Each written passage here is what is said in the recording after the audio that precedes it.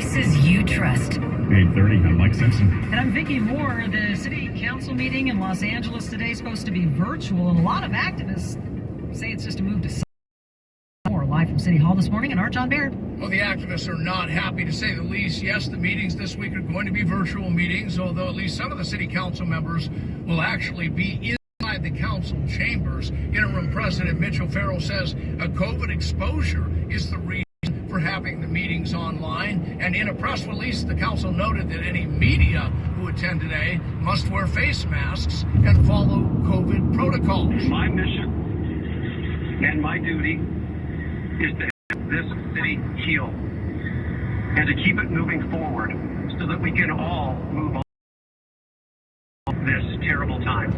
There was a lot of turmoil in the council meetings last week when protesters showed up and shouted down the speakers. Friday's meeting was canceled altogether.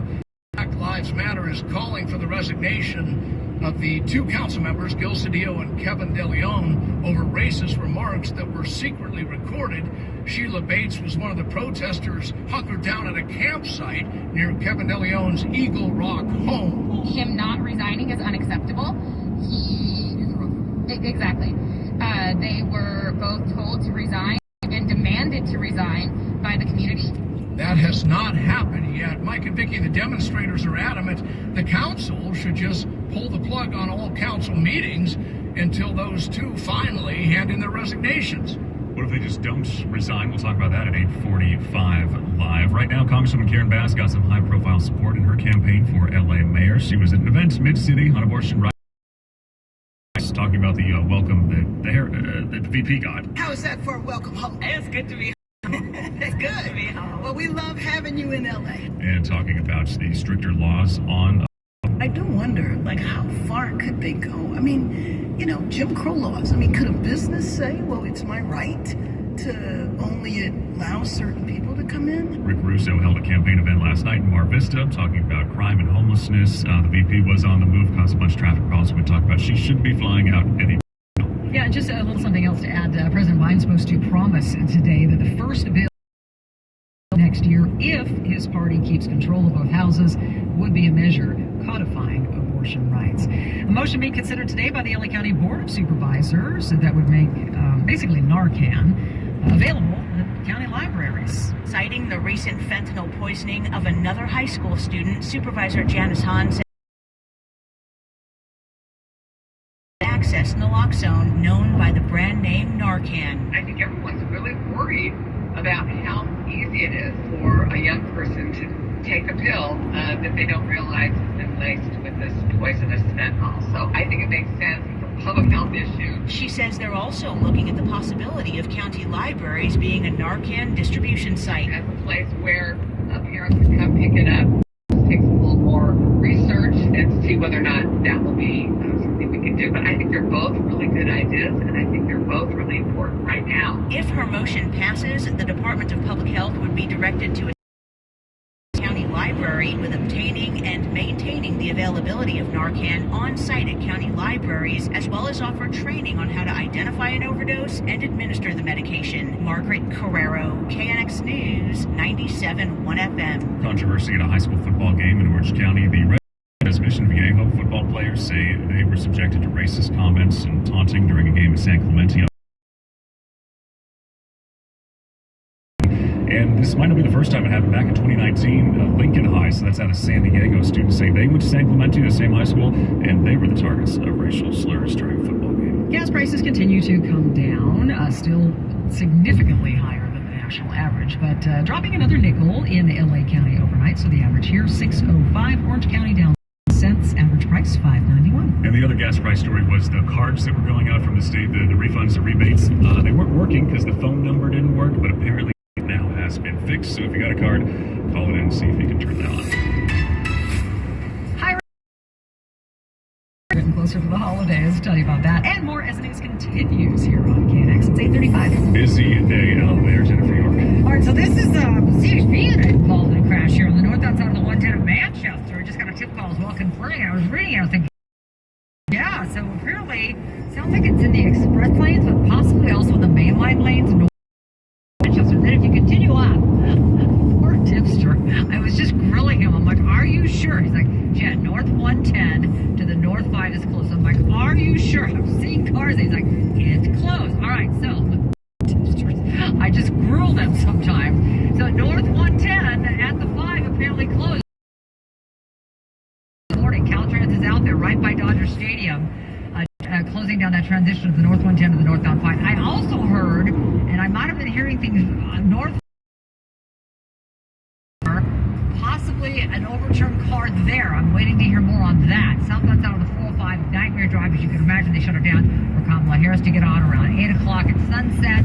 And then we've had this overturned car. There was a dog in the car running around in lanes. South 405, south of the 101 before Skirball. They've got at least 2 left lanes blocked there. So as you can imagine, another just nightmare drive across the valley floor on that south island. Caltrans is out there. They shut it down. I don't get it, why they do this at this time of the morning, so you can't get off at Highland. That's like a major vein to get into the Hollywood area.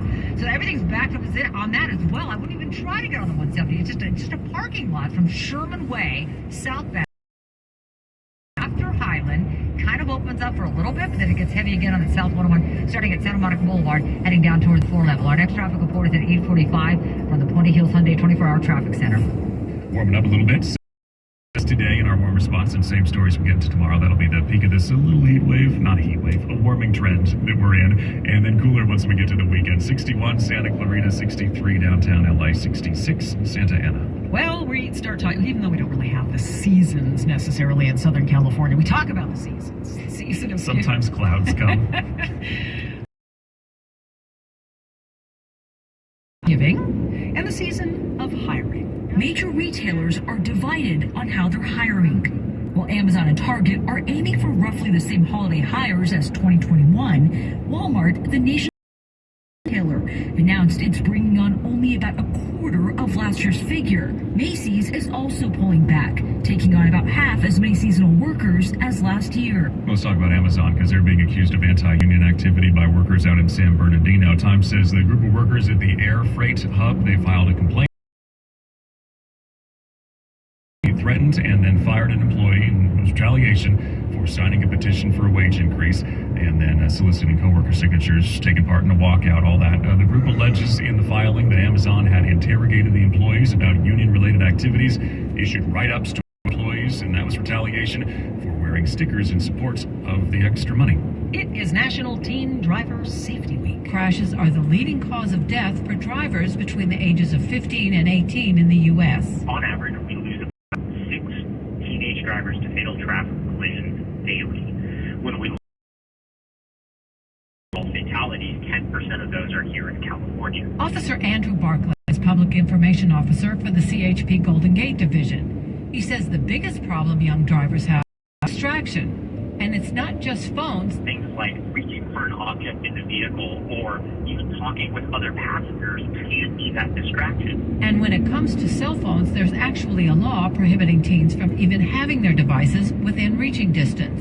And parents need to be on board. Educate your teens on what that law is, that they can't have their phone out at all. And second, set a good example. The CHP offers classes for teens and parents to keep young drivers safe.